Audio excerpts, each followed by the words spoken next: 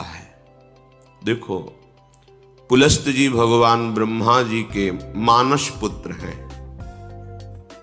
उनसे एक पुत्र प्रकट हुए, वैश्रवण कुबेर जी महाराज। वो अपने पितामह ब्रह्मा की सेवा में लग गए तो पुलस्त जी के हृदय में असंतुष्टता पैदा हुई, हमारी आज्ञा का पालन नहीं कर रहा। उन्होंने अपने को दूसरे स्वरूप में प्रकाशित किया। देखो, जो क्रिया द्वेष, असंतुष्ट या क्रोध या धर्म त्याग पूर्वक होगी वो राक्षसी प्रवृत्ति ही प्रकट करेगी। विश्रवा जी के हृदय में कुबेर के प्रति भारी द्वेष, क्योंकि पुलस्त जी का संकल्प उद्वेषात्मक हो गया। तो उनसे जो विश्वश्रवा प्रकट हुए, उनके हृदय में कुबेर जी के प्रति द्वेष, अर्थात धर्मात्मा पुरुष के प्रति द्वेष। उनकी सेवा में कुबेर राजा धीराज पदवी प्राप्त किए ब्रह्मा जी से, तो देखा ये पिता स्वरूप है, इनको मेरे से द्वेष है, ये द्वेष मिट जाए। दिव्य मायावी शक्तियों से युक्त बड़ी ही सुंदर 3 युवतियों को विश्रवा मुनि की सेवा में लगाया। सेवा में नजदीक रहने से उनको पत्नी भाव से स्वीकार किया। द्वेष, क्रोध, इससे संयुक्त होकर के पुत्र उत्पन्न की चेष्टा की, क्रिया की। पुष्पोत्कटा नाम की सुंदरी से जो सेवा में थी, बड़ा ही भयानक पुत्र प्रकट हुआ, रावण, फिर कुंभकर्ण। उसी भाव से भावित होकर के राका से संयोग किया, तो जिसे खरदूषण कहा जाता है, वो पुत्र और शूर्पणखा पुत्री, भयानक राक्षसी भाव। थोड़ा मन शीतल हुआ कि इतना द्वेष नहीं करना चाहिए। ऐसा भाव करके मालिनी से संयोग किया तो विभीषण जी का प्रादुर्भाव हुआ। अगर आप गृहस्थ हैं और द्वेष, क्रोध, हिंसात्मक वृत्ति, अधर्म भाव, फिर आप पुत्र उत्पन्न करते हैं तो वैसे ही पुत्र होगा। या असमय में, जहां शास्त्र आज्ञा नहीं करता, उस समय तो राक्षसी भाव का होगा। जैसे कश्यप और दिति जी पति पत्नी है। कश्यप जी 10,000 वर्ष तक तपस्या में ब्रह्मचर्य रहकर भगवद आराधना की। दिति जी उनकी सेवा में रही। प्रसन्न हुए कश्यप, क्या चाहिए तुम्हें? उनका, भगवान आप हमारे प्राणनाथ पति हैं, एक पत्नी को अपने पति से क्या चाहिए? पुत्र, यही सौभाग्य है। तो उनका समय का इंतजार करो। उनका, नहीं भगवान, मेरे हृदय में इतनी वेदना हो रही है कि हमारी और बहनों की तो संतानें हैं, मेरे है नहीं। अब मैं समय का इंतजार नहीं, आपको इसी समय मुझे पुत्र प्रदान करना पड़ेगा। और इस तरह से वो अपनी भावना को प्रस्तुत किया, हठ किया। महापुरुषों से हठ नहीं करना चाहिए, उनकी रुचि पर छोड़ना चाहिए। पर वो अपनी रुचि का आरोप इस कोट से किया कि वो संध्या काल था, भगवान सूर्यास्ताचल को जा रहे, इस समय महापाप माना जाता है स्त्री संभोग। उन्होंने विवश होकर के फिर स्नान आदि किया और कहा कि तुम जानना चाहते हो तुम्हारा पुत्र कैसा होगा? घोर भगवद्रोही पैदा होगा, क्योंकि घोर समय था। वो दैत्य और दानवों का अधिपति होगा, साधु ब्रह्म ऋषि धर्म इसका नाश करेगा। कांप गई भगवान, ये तो मेरी चाह नहीं थी, ऐसा कैसे? तो उन्होंने कहा तुम्हारी रुचि और समय इसके अनुसार ऐसा पुत्र होगा। चरणों में गिरे, भगवान ऐसा नहीं होना चाहिए, ऐसा तो होगा पर अब तुम क्षमा मांग रहे हो, इसलिए तुम्हारा पौत्र भगवान का महान भागवत होगा। तो वे हिरणाक्ष और हिरण्यकश्यप के रूप में प्रकट हुए और श्री प्रहलाद जी उनके कुल को पावन करने वाले प्रकट हुए।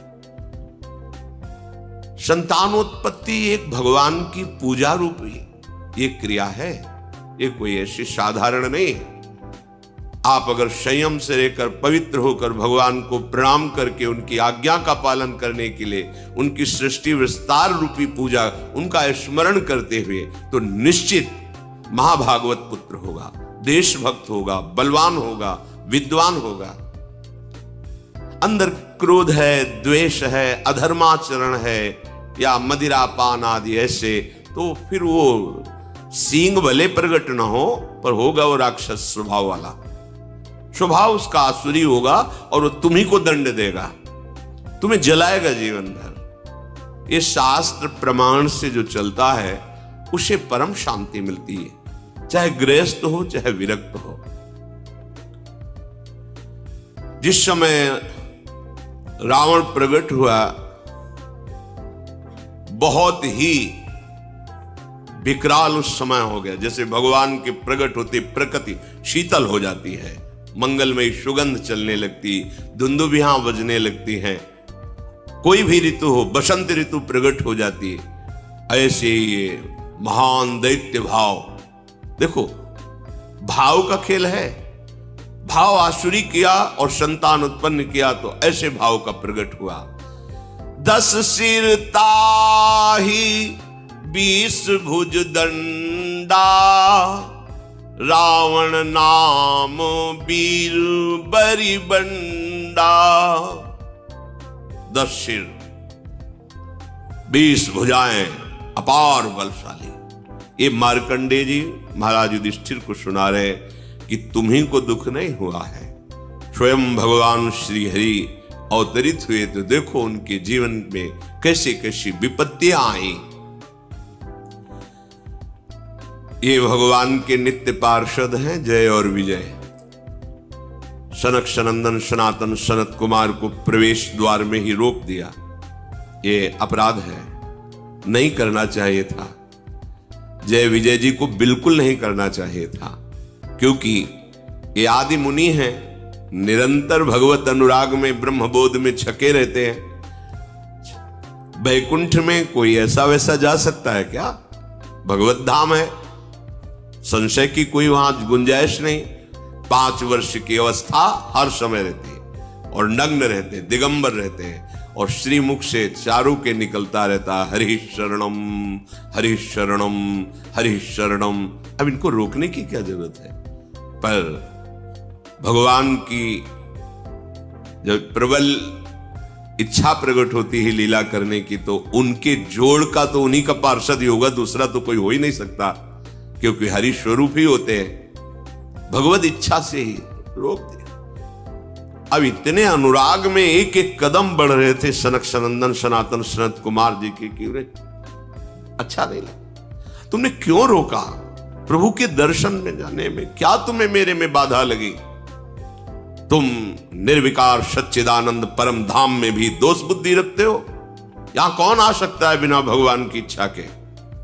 इसका मतलब तुम्हें दंड चाहिए अभी। ये आश्चर्य की बात, जहां से किसी का वापस होना नहीं होता, भक्तों का या संतों का, भगवत प्रेमियों का अपराध वहां से भी नीचे पटक देता है। आज तक कोई प्रमाण नहीं मिला कि बैकुंठ से किसी का पतन हुआ हो, लेकिन इनका पतन हो गया। महाभागवत ब्रह्मबोध संपन्न निरंतर भगवत अनुरागी महात्मा को रोक दिया, साप दे दिया, जाओ तुम 3 जन्म तक असुर भाव को प्राप्त हो। इससे बड़ा दंड क्या हो सकता है? भगवत भाव का सिद्ध महापुरुष भगवत पार्षद बनता है, उसका जीवन होता है निरंतर भगवत चिंतन। ऐसे चिंतन में सिद्ध हुए भगवत पार्षद, ये तो सिद्ध पार्षद है, इससे बड़ा दंड क्या हो सकता है कि आसुर भाव को प्राप्त हो, भाव ही तुम्हारा राक्षसी हो जाए। कांप गए। जय विजय भगवान सर्वांतर्यामी स्वयं चलकर आए और बड़ी अद्भुत बात कही। कहा सेवक का अपराध स्वामी का ही होता है, इसलिए आप क्षमा करो या मुझे दंड दो। ये मानो ऐसा प्रहार हुआ सनकादि के ऊपर, अगर विचार करके देखो बहुत मृदु शब्द दिखाई दे रहे हैं, लेकिन नहीं। भगवान को लगा तुम्हें ये तो सोचना चाहिए कि मेरे पार्षद हैं, अगर दंड ही दिलवाना था तो हमसे निवेदन करते कि आपके सेवक ने मुझे रोक दिया, आपको असंतुष्टता, आप फाइनल कैसे कर दिए। भगवान के जो शब्द है इसमें बड़ा गूढ़ भाव है। सनकादि को अपना नहीं कहा उस समय, कहा सेवक का अपराध स्वामी का ही अपराध होता, मुझे ये बहुत बड़ी बात अलगाव की हो गई ना। अपनापन किससे दर्शा रहे हैं श्री भगवान जय विजय से। सेवक का अपराध स्वामी का ही अपराध होता। हे ऋषियों, आप चाहे दंड दो या क्षमा करो, मेरी भुजा भी हो, यदि आप जैसे महात्माओं के विरुद्ध चल जाए तो मैं काट दूं, फिर ये तो सेवक है। संतुष्ट किया। अब तो कांप गए सनकादि वचन, क्योंकि परम ज्ञानी है, बार बार भगवान के चरणों में प्रणत हो रहे हैं।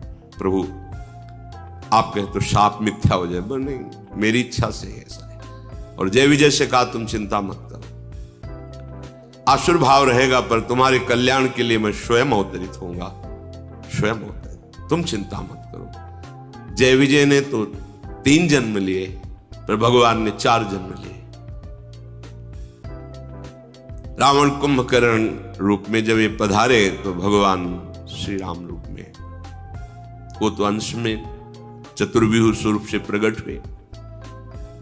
हिरण्यकश्यप हिरणाक्ष के लिए भगवान नरसिंह और वाराह और शिशुपाल दंतवत भगवान श्री कृष्ण, 4 अवतार, राम, नरसिंह, वाराह और हरि श्री कृष्ण, 4 अवतार भगवान ने लिए। हर चरित्र से हमें शिक्षा मिलती है। यदि हमें रोका जा रहा है तो हम श्रद्धा लेकर के आए हैं, हमें रुक जाना चाहिए। दूसरी बात, यदि वो भगवत प्रेमी महात्मा है तो विनय की जा सकती है, उसको शासन के द्वारा नहीं रोका जा सकता। वो भले अल्प अवस्था का क्यों न हो, यदि वो वैष्णव चिन्हों से चिन्हित है तो हाथ जोड़ के बात करनी चाहिए। अगर आप कुछ क्षण यहां विराजमान हुए, अभी मैं आपको विनय पूर्वक, शासन नहीं, पार्षद हैं भगवान के, वो सामने महान ऋषि हैं, विनय की जा सकती है। हमको एक एक आचरण की शिक्षा मिलती है हर चरित्र से, हर चरित्र से। अब ये भगवान के पार्षद आसुर भाव को प्राप्त है, इनकी जोड़ का कौन हो सकता है? तो 10 सिर ताही 20 भुज दंडा, रावण नाम वीर बरी बंडा। बड़ा ही प्रचंड सामर्थ्यशाली रावण, जिसके 10 सिर, और ऐसा नहीं था कि भयानक लगता हो, 10 सिर होते हुए भी बड़ा सुंदर था। भगवत पार्षद है, सुंदर था, ऐसा नहीं कि उसके देखने में कुरूपता झलकती हो, जिसके 10 खोपड़ी हो तो अलग नहीं लगेगा, ऐसा नहीं था। और 20 भुजा, महान बलशाली, प्रचंड शूरवीर। और दूसरा, भूप अनुज हरि मर्दन नामा, भयो सुकुंभ करन बलधामा। मानो हिमालय ही पैदा हो गया हो, पुष्पोत्कटा के गर्भ से, ऐसा विशाल काय स्वरूप। और आहार, छोटे मोटे निशाचरों की बात अभी आप सुनी थी। वो बक नाम का निशाचर जो एक चक्रा नगरी में जब पांडव रुके हुए थे तो ब्राह्मण की बारी आई थी, तो वो बता रहा था 200 भैंसे, 1 छकड़ा भोजन, और 1 आदमी, जैसे हरी मिर्च 1 चाहिए तो 1 आदमी उस परिवार से जाएगा, रोज उसके लिए अलग अलग नगर से एक घर से जाता था। 200 भैंसे, 200 भैंसे कितने, 1 छकड़ा भोजन और 1 आदमी हरी मिर्ची की तरह स्वाद लेने के लिए। वो आदमी खाएगा, 200 भैंसे खाएगा, 1 छकड़ा, ये उसका रोज का आहार था। ये छोटे मोटे राक्षसों की बात है। कुंभकर्ण का आहार क्या था?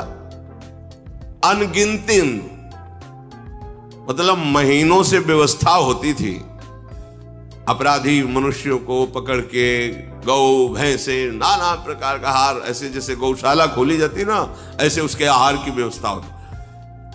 आहार कर, भयानक आहार करने वाला, मतलब विश्व को अब चाट जाए ऐसा उसका उदर आहार करने, भयंकर बलशाली। मालिनी जी के गर्भ से प्रकट हुए महाभागवत विभीषण जी।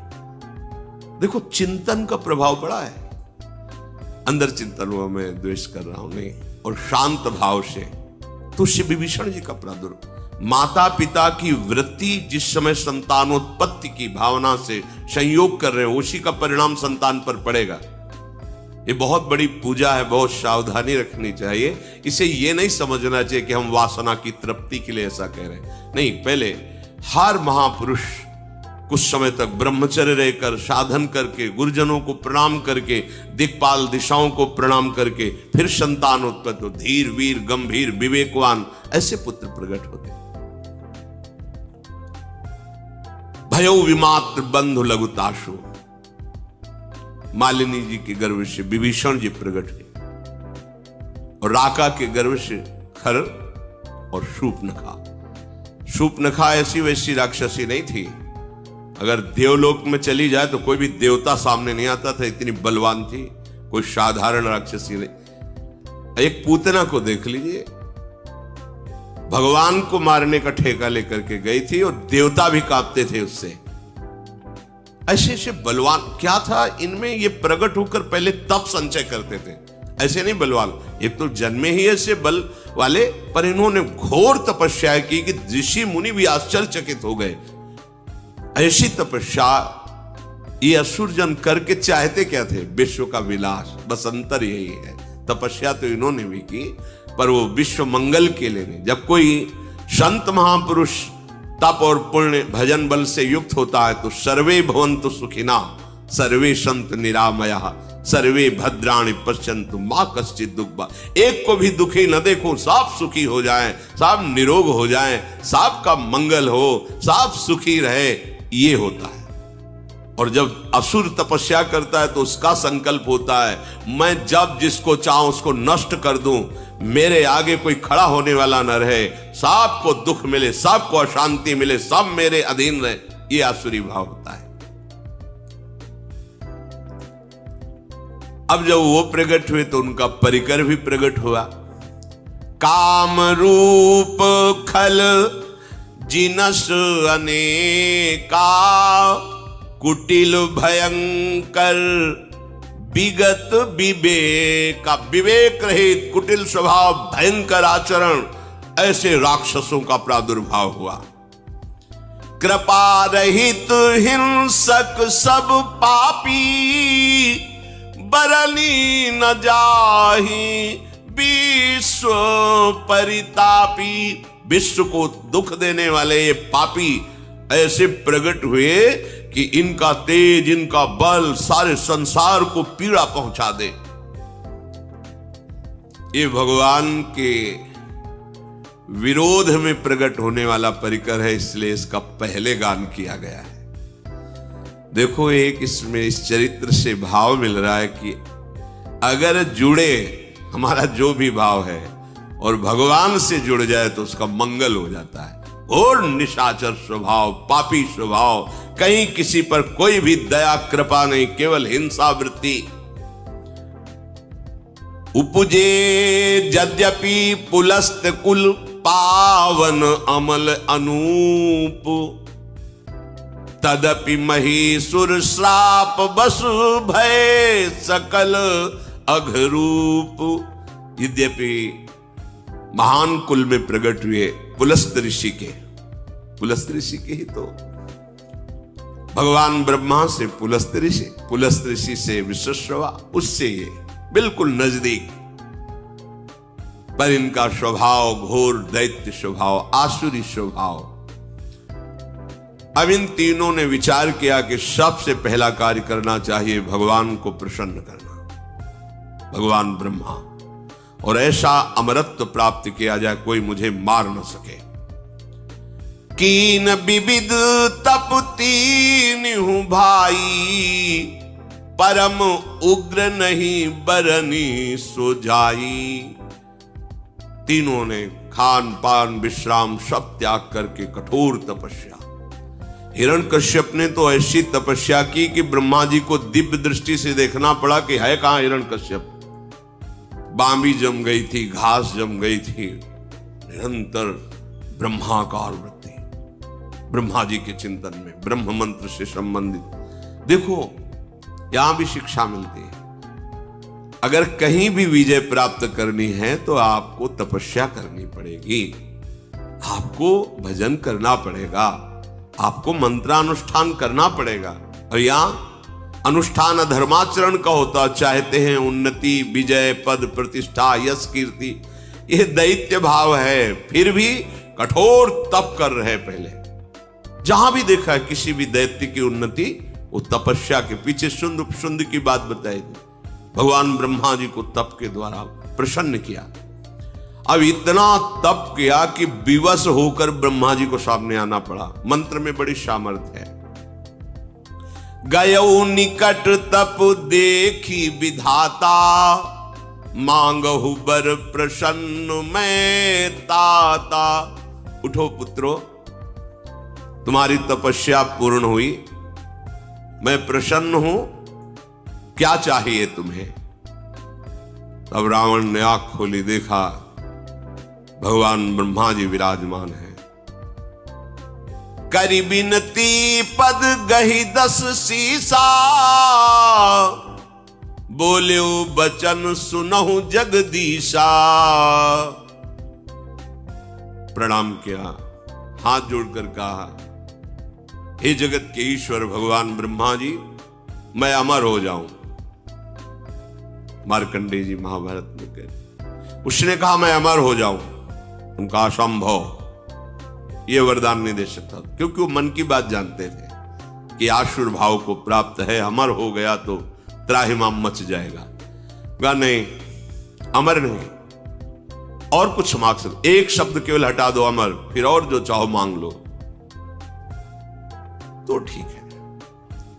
हम काहू के मरही न मारे, बानर मनुज जाति दुई बारे। हम फिर तुम्हारे द्वारा बनाए हुए ऋषि मुनि अस्त्र शास्त्र महात्मा किसी से न मानो। ये मनुष्य और बानर तो हमारे आहार हैं, बस इनके लिए हमें वरदान की जरूरत नहीं तुम्हारी। ब्रह्मा जी ने कहा बस बस, थोड़ा तो हमें रास्ता चाहिए। ऐसे हिरण्यकश्यप ने मांगा, अमर हो जाऊं, असंभव, ये नहीं दे सकता। फिर तुम्हारी सृष्टि के बनाए हुए किसी भी मनुष्य से, किसी से, तो सृष्टि में बनाया हुआ कोई मनुष्य, अस्त्र शास्त्र मंत्र, कुछ भी जो ब्रह्मा का बनाया हुआ है, उससे न मरो। तो वही अमृत तो समझ गया कि हम, ब्रह्मा जी ने कहा हाँ हाँ ये तो दे देंगे, रास्ता निकलना चाहिए। भगवान ने ऐसा रूप रखा जो ब्रह्मा ने कोई बनाया ही नहीं, नरसिंह, फाड़ के फेंक दिया है। ऐसी बुद्धि, ये मनुष्य क्या है, हमारे आहार है नर बानर पशु, इनके लिए तुम्हें वरदान की आवश्यकता नहीं है देने की। हाँ, और आपके किसी भी बनाए हुए दैवी शक्ति, देवता आदि, लोकपाल, कोई अस्त्र शस्त्र, ब्रह्मा जी ने कहा एवमस्तु तुम बड़ तप कीन्हा।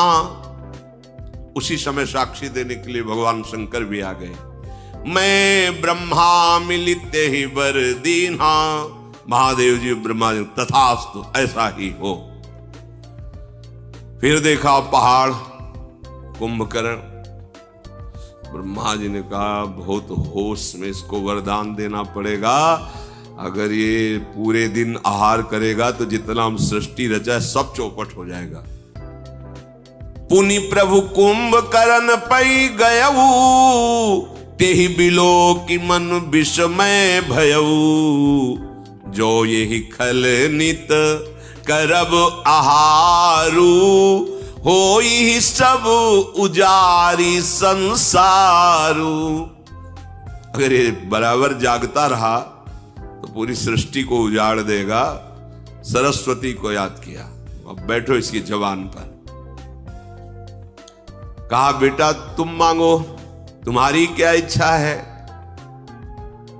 उसने पहले ही सोचा था कि सीधे इंद्रासन त्रिभुवनपति बनकर के रहूंगा, सारी सृष्टि हमारे अधीन रहेगी। बोलना चाह रहा है इंद्रासन, निद्रासन। सरस्वती जी बैठी हुई, ब्रह्मा जी ने कहा तथास्तु। 6 महीने में एक बार जगेगा और दिन भर आहार करेगा, फिर हो जाएगा 6 महीने का। सारद पेरी तासुमति फेरी, मांग सी नींद मास सटकेरी। एक बार 6 महीने सोना, फिर जग के आहार करना, फिर 6 महीने के लिए। ब्रह्मा जी ने कहा तथा, यह है तपस्या का फल। उसे ज्यादातर ऐसे ही मांगते हैं कि खुद चक्क सोने को मिले और खाने को मिले, ये आसुरी स्वभाव है। अब दृष्टि पड़ी विभीषण जी पर। मार्कंडेय जी कह रहे एक पत्ता सूखा विभीषण जी रोज पाते थे और निरंतर भगवान नाम जप करते थे।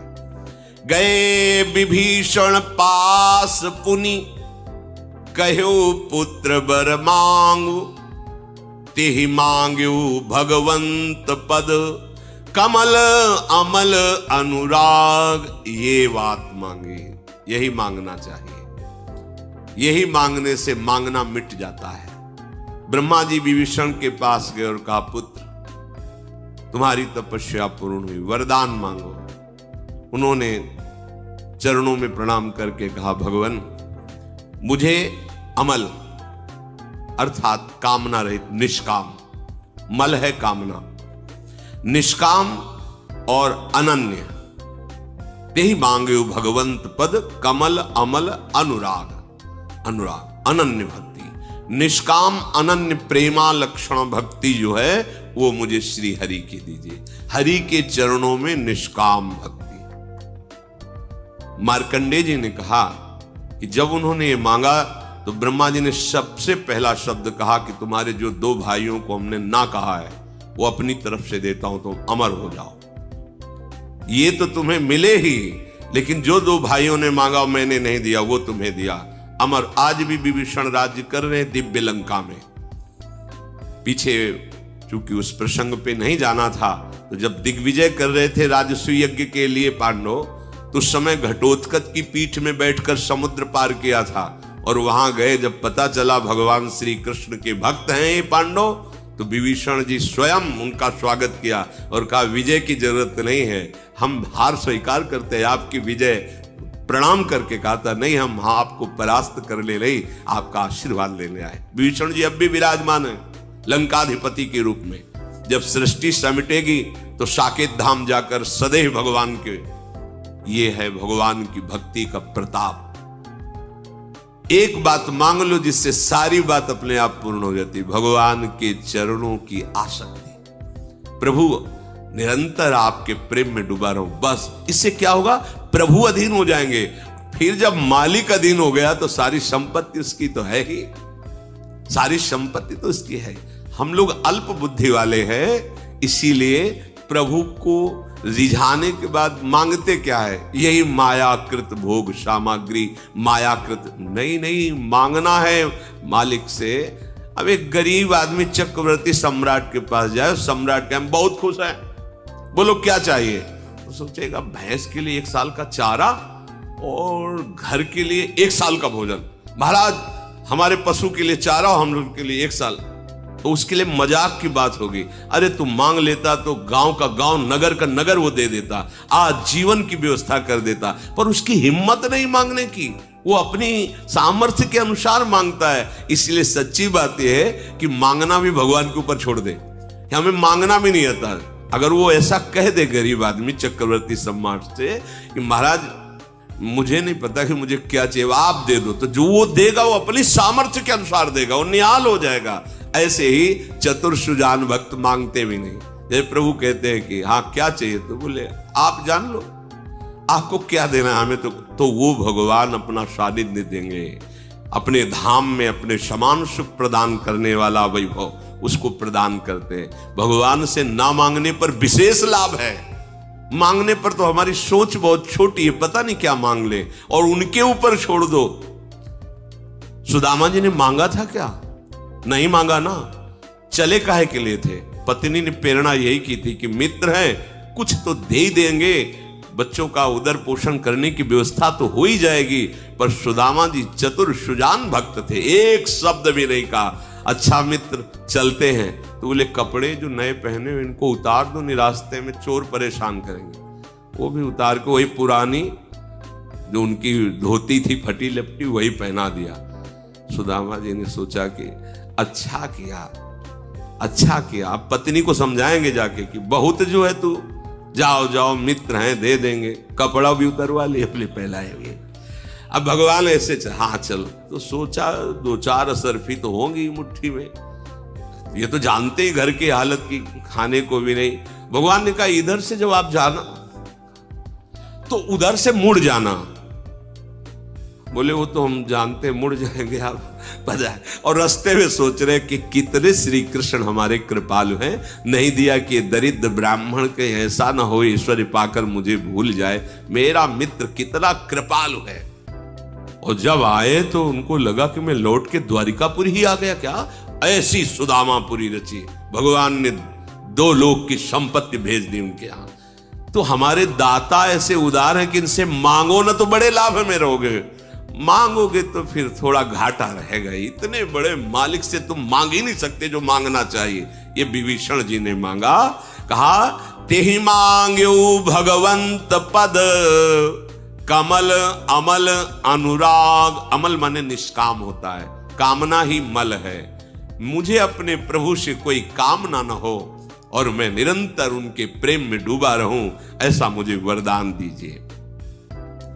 तिन्हि देई बर ब्रह्म सिधाए, हर्षित ते अपने गृह आए।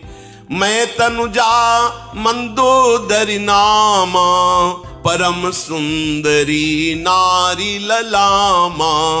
वरदान प्राप्त हो गया है। ब्रह्मा जी तो अंतर्धान